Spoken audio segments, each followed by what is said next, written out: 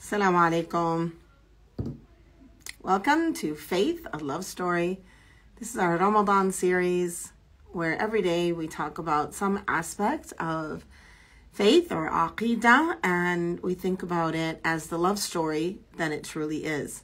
We also connect it to the Quran that we're reading and think about some of the different verses in the ajza, or the juz'a of the day.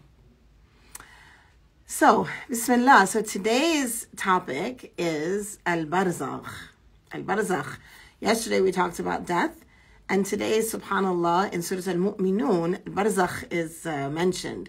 So it just seemed appropriate that we continue on this same frame. And we remember that yesterday we talked about death is a stage, it's a transition, like birth is a transition.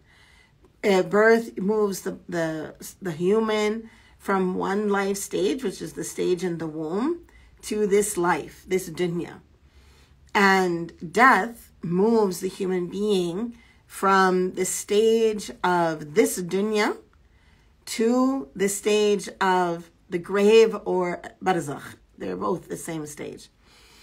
And so that we talked yesterday about this, the transition, which is death.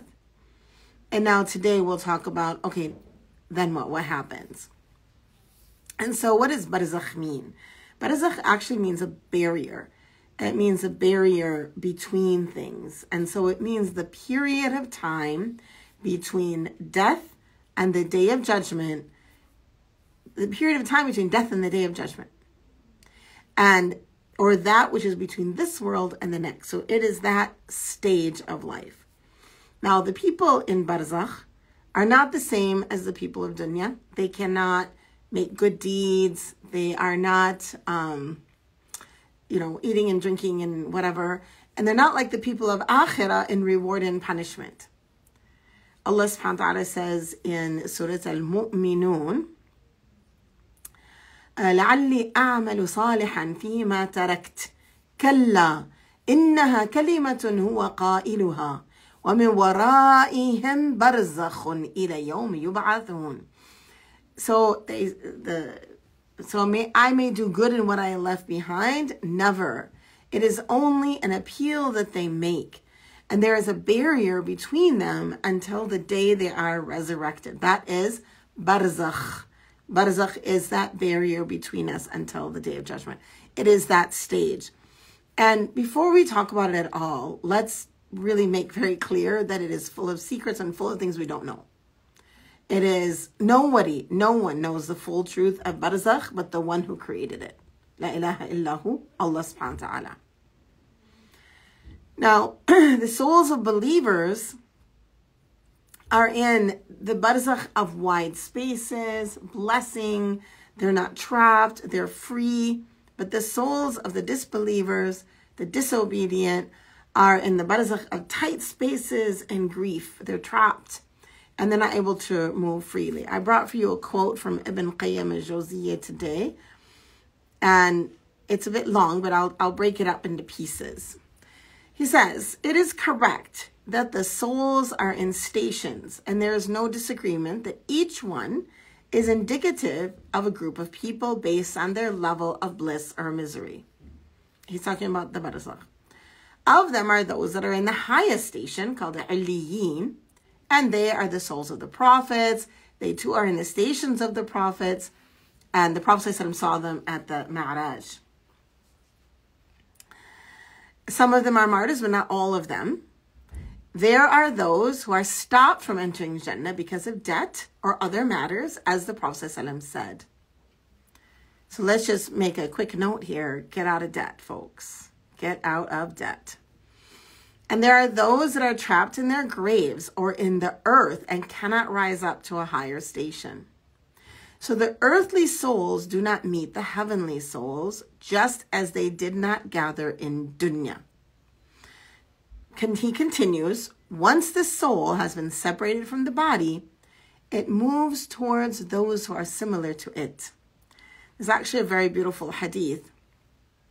I think I'll read the hadith first, and then I'll come back to the quote from Ibn Qayyim al-Jawziyya, because it's just so beautiful. And it is, Bismillah.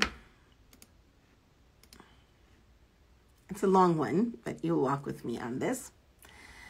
إذا حضر المؤمن أتت ملائكة الرحمة بحرية بيضاء فيقولون. When a believer's death is near, angels of mercy come with a piece of white silk, and they say, فيقولون اخرجي راضية مرضية. اخرجي راضية مرضية عنك إلى روح الله وريحان ورب غير غضبان. They say, come out pleased and accepted to Allah's rest and provision and to a Lord who is not angry. فتخرج كأطيب ريح المسك حتى إنه ليناوله بعضهم بعضا. And so the soul comes out with a fragrance like that of the sweetest musk, and they pass from one to another حتى يأت به أبواب السماء فيقولون, until they get to the gates of heaven and they say, ما أطيب هذه الريح التي جاءتكم من الأرض فيأتون به أرواح المؤمنين فلهم أشد فرحا به من أحدكم. Okay, I'm going to pause. Then they come to the heavens and they're told, how sweet is this fragrance which has come to you from the earth. Then they bring him to the souls of the believers, and they are happier over seeing him than any one of you are when one has been away from home and comes back. Are you following this? Let's break it up a bit. What this hadith is telling us, and I've paused it in the middle. These are my words now. What this hadith is telling us is that when we are dying, the angel comes to us. Now, this is about moving into Barzakh. The angel comes to us, and if you are a believer, inshallah, all of you are believers, the angel comes to you with a piece of white fabric, white silk, something beautiful, and says, come out, radiyatan marudiyya, marudiyya ank. Come out pleased and pleasing. Come out to the rest and the rizq of Allah, and to a Lord who's not angry with you. So when our soul comes out then, as a believing soul, it comes out with a very, very beautiful smell. And then we are brought to the gates of heaven. So those at the gates of heaven then smell that beautiful smell, and they say, how sweet is this fragrance that has come to you from the earth. Then they bring that soul, which is me and you, to the other souls of the believers in the Barzakh. And those other souls are so happy to see us. They're happier than someone that you love has been away for a very, very, very long time, and then they come back. And when you arrive and those other souls that went before you greet you, and then they greet you, and then they start asking you questions. They say, ماذا فعل فلان? ماذا فعل فلان? What did so-and-so do? What about so-and-so? They start asking about other people. فيقولون, and it is said, دعوه فإنه كان في غم الدنيا. Leave him for a minute. Leave him alone. For he has just come from the grief of the world. And when we die, as a believer, it's almost like there's a recovery period where we have to recover from being in this heavy place. This heavy place. فيقول قد مات أما أتاكم أما أتاكم قد مات أما أتاكم. And so then he asks, he died, about the person. So remember he said, how about fulan, or ماذا فعل fulan? So they say, he died. Did he not come to you? This is the scariest part. This is the part that just blows my mind, or just it just holds my heart, really. Because then the person who's just arrived from the dunya says, قد مات. That person you're asking about, قد مات. أما أتاكم? Didn't he come to you? فيقولون. And they say, قد ذهب به إلى أمه الهاوية. He has been taken to the Hawiyah. Ya Allah, Ya Allah. And then the hadith continues and says, what happens to the disbeliever, the disobedient disbeliever, in al-kafir, when they are to die? Also, أتته الملائكة, but this time not ملائكة الرحمة, ملائكة العذاب. And they come with a rough cloth and they say, اخرجي ساخطة مسخوطة عليك إلى عذاب الله عز وجل. Ya Latif, Ya Latif, may us never even come close to being of those who would hear that, and may Allah protect our beloved, our loved ones from hearing such a thing. Come out displeased and subject to displeasure to the punishment of Allah who was great and glorious. And so the soul comes out with a stench, like the most unpleasant stench of a corpse. And they take him to the gate of the earth. And then the explainer of the hadith say, meaning the gate of the lowest heaven, and they say, how offensive is this odor? And they say, bring him to the souls of the disbelievers.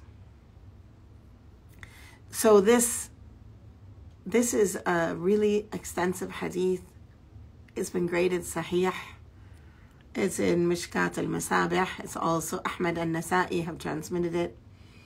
It is really vivid, really vivid. And it really tells us as believers some possible beauty for us in the next life, but also warns us of the end of those who are disbelievers. Ya Latif. There is another hadith very similar that Abu Huraira reports, and this one very similar. He says, again, the angels are present with the one who dies. And if one is good, the angels say, come out, good soul. أخرجي أيتها النفس الطيبة. Come out, good soul, which was in the good body. Come out praiseworthy and be happy with rest and provision and a Lord who is not angry. كانت في جسدي طيب اخرجي حميدة وأبشري بروحي والريحان ورب غير غضبان. Beautiful, beautiful words. May Allah let us be of those who hear them. And it continues to be said to the person who, the soul that is coming out, until the soul is out. And then the soul is taken up to heaven and the door is opened and the angel asks, who is this? And they reply, and it is said, welcome, good soul. مرحبا بنفس الطيبة كانت في جسد الطيب ادخلي حميدة وأبشري بروح والريحان ورب غير غضبان. The same beautiful, beautiful phrase. And then the opposite is true for the disbeliever. This hadith pauses there and begins immediately to tell us about the disbeliever. إن كان رجل سوء قال اخرجي أيتها النفس الخبيثة. Exit, O soul that is wicked, O wicked soul. كانت في جسدي خبيث, in a wicked body. اخرجي ذميمة وأبشري بحميم وغساق. Come out blameworthy and be grieved by punishment that is boiling liquid, one dark and intensely cold, and other kinds of its type. And it remains to be said, and there will be no welcome for the wicked soul, which was in the wicked body. Ya Latif. And it will be sent away from heaven and go back to the grave. Heavy stuff.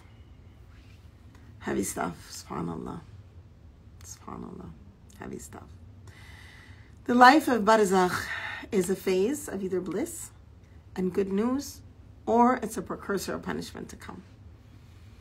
The Prophet ﷺ also said, إن أحدكم إذا مات عرض عليه مقعده بالغداة والعشي إن كان من أهل الجنة فمن أهل الجنة وإن كان من أهل النار فمن أهل النار يقال هذا مقعدك حتى يبعثك الله إليه يوم القيامة. In English, when any one of you dies, he's shown his seat in the hereafter in the morning and in the evening. Ya Allah, make your dua now in the last 10 days. Ya Allah, let my seat in the hereafter be in Jannat al-Firdaus. If he or she is amongst the inmates of paradise, then we are shown our seat until, then we are shown our seat from the inmates of paradise. We are shown our place in Jannah. And if, God forbid, we are of the people of hellfire, then we are shown our seat in hellfire. And it will be said to us while we await, this is your seat until Allah raises you on Yawm al-Qiyamah.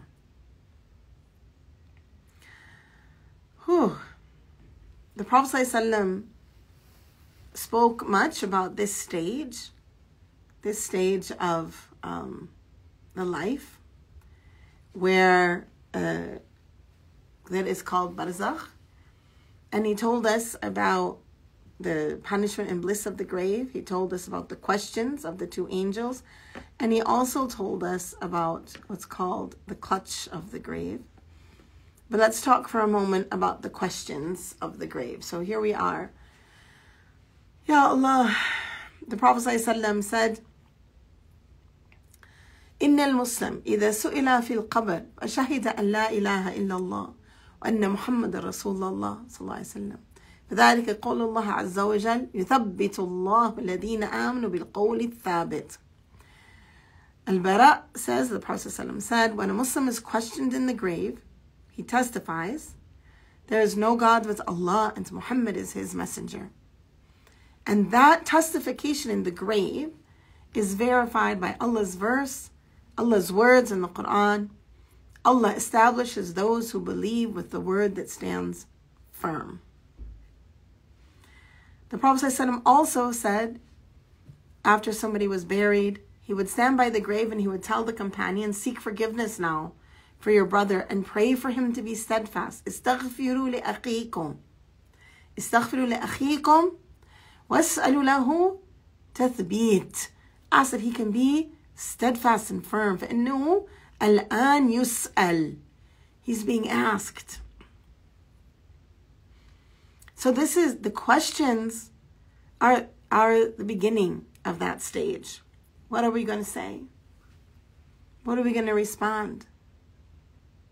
What are we going to say when we are asked? Will we be able to say, La ilaha illallah Muhammad Rasulullah?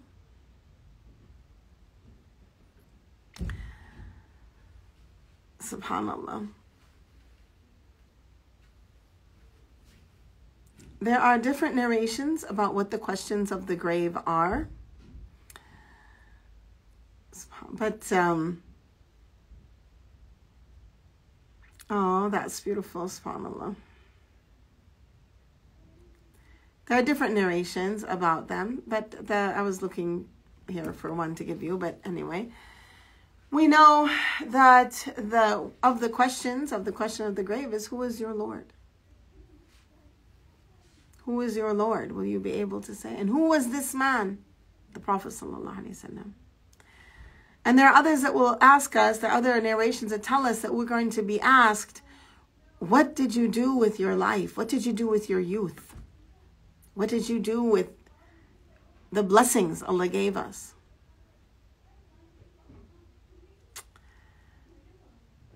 The Prophet ﷺ says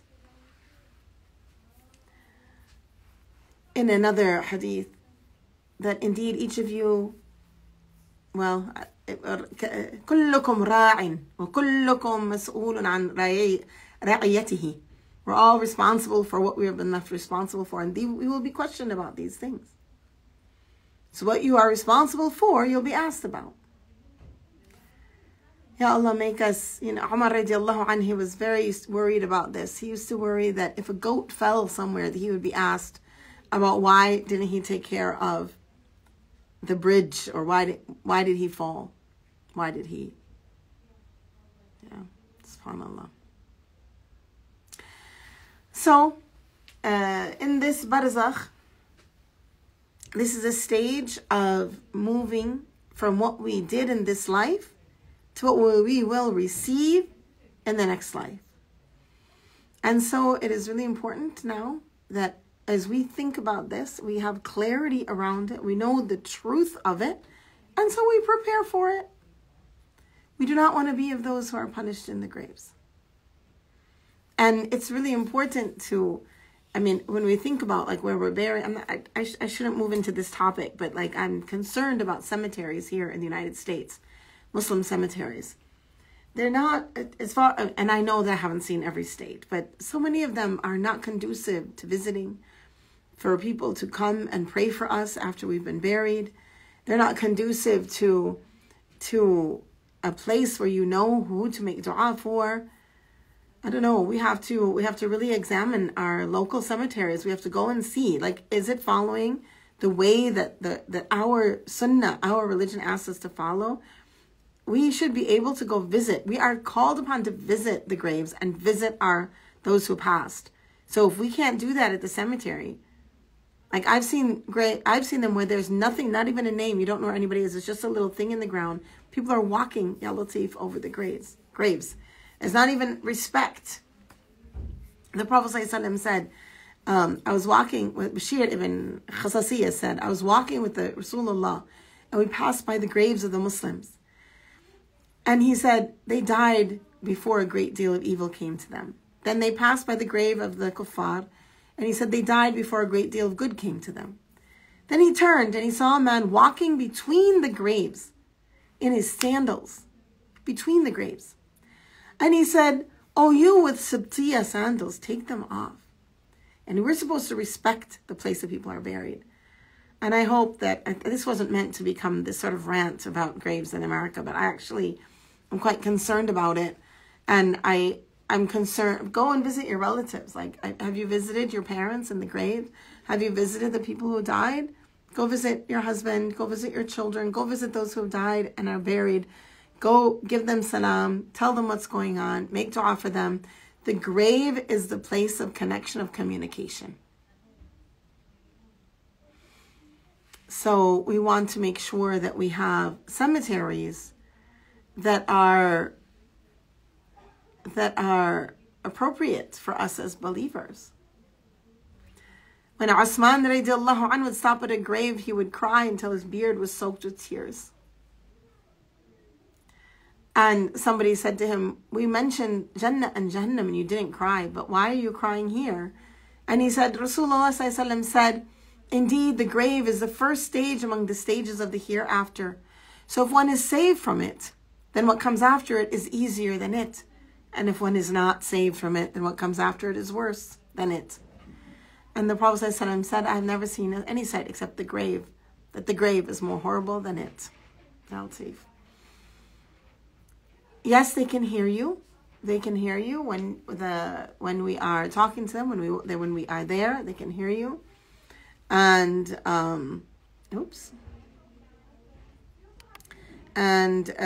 somebody said, is it okay to put flowers? Yes, it's okay. It's good to put greenery. The Prophet ﷺ said that when you put greenery on the grave, as long as it remains green, it will khaffif ala adhab, it will lighten the punishment of the people in the grave. So it's good to put greenery. That's why you see that as a habit amongst many Muslims around the world in fully Muslim cemeteries. The question, what should an ideal or good cemetery look like, is a hard one for me. I guess it has to be organized in such a way that it can be visited and we can see who we're visiting so we can be respectful. I think that's the answer there. I think that's the answer. Subhanallah. May Allah subhanahu wa ta'ala grant us preparedness. What a blessing. So I didn't mention something very, very important. How is this connected to the love story? Well, this Barzakh, this stage, do you remember that first hadith I read you? This part of the love story, that this gentleness of removing the believer. You love your Lord, mahabbatullah. You have the love of Allah in your heart. The more you have the love of Allah, the bigger your heart will get, so you can contain other people in it. You can contain your family. You can contain your life in it. But when you die, our hearts are tired. We're tired. And so even the angels say, just wait, don't ask them so many questions yet. SubhanAllah. And so, but the greeting, the beautiful greeting, come, radiyatan mardiya ank. Come, this beautiful greeting, come, oh, the one I've missed, to the people who also love Allah.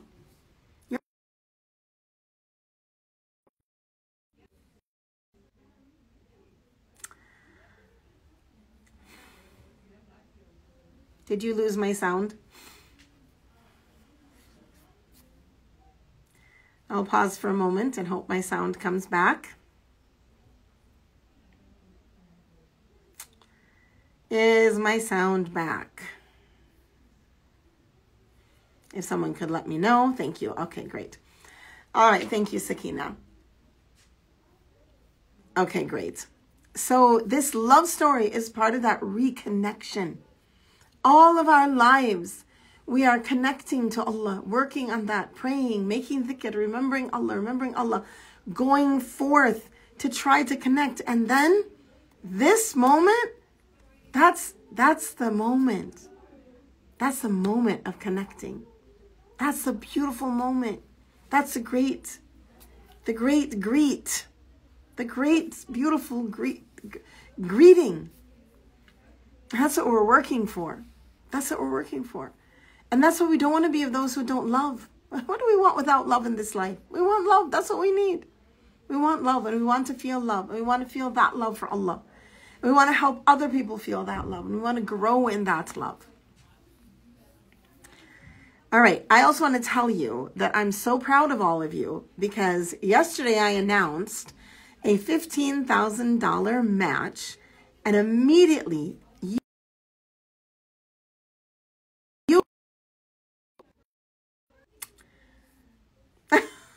I'm getting a phone call. That's why I keep losing my sound. I hope my sound is back again. Yesterday, right after the live, a number of you reached out, and over the next less than 24 hours, we were able to match the 15,000. Allahu Akbar. Allahu Akbar, Allahu Akbar, Allahu Akbar. I am so proud of you. What an amazing group of people this audience is. I just appreciate you all so much. Ya Allah, may Allah reward you all. May Allah subhanahu wa ta'ala reward you and reward you and reward you and reward you. Ameen, ameen, ameen, ameen. And we'll have some more of those coming up. But I'm so proud of you. I'm so pleased. Thank you so much. And if you missed out on that opportunity yesterday, don't worry. More matching opportunities will come. And you can still become a sustainable donor. You can start your year-long monthly donorship now. So all of those rewards, like you started in Ramadan, so every month it's growing and you're getting all those rewards. So when we go when the angels come to us, we have good deeds, flowing good deeds. And we have good deeds that we leave behind as well that will continue to meet us like little friends and little surprises while we await, and then on the Day of Judgment, inshallah. Thank you so much. What an awesome community you are. You're amazing. May Allah reward you. I look forward to seeing more of you as monthly donors. Guess what? I forgot to tell you the other thing. Guess what? We've reached 50% of our goal of new monthly donors. Allahu Akbar. 50% of our goal. So we can get 10 more of you. We're just moving forward. We're moving forward. We're almost at the last 10 days. I'm so excited. Thank you all very much. Now, don't forget me in your dua. I will remember my Instagram community, inshallah. Allah subhanahu wa ta'ala reward you all and bless you all and hold you firmly on the straight path and make all of us of those who hear the beautiful words of greeting, of welcome to the radiyatan mardiya, inshallah, nafs al-mutma'inna. Ameen, ameen, ameen, ameen. All right. I look forward to seeing you as monthly donors. Assalamu alaikum.